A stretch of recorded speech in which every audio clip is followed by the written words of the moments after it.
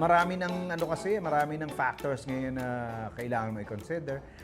Dati kasi namamayagpag ang TV dahil yun lang ang platform.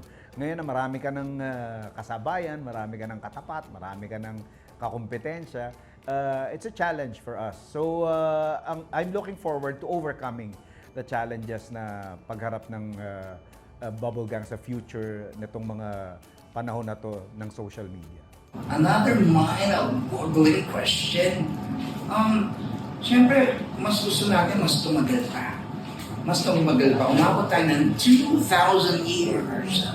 Hindi, siyempre, mas gusto natin mas tumagal pa para mas lalong mas magiging masaya tayo, diba? Sa panahon na medyo marami tayong pinaglalaanan.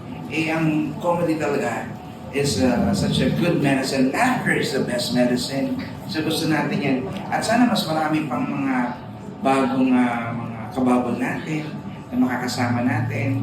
Siyempre para yung legacy ng Bubblegum ay magtuloy-tuloy. Para sa akin, of course, ang goal ko sa show is for it to last more and more years. I believe Bubblegum is a very important part of comedy culture dito sa Pilipinas, and we really hope that we can continue doing the show. And of course, the personal goal is for me to be part of the show. But again, darating ang panahon na hindi natin masasabi. Some of us might graduate dito sa the show, but personally, with or without me, I want the show to continue.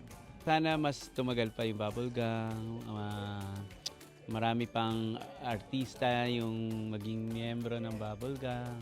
Kasi gano'n naman, every year may nagbabago, every year may nadadagdag, may nawawala.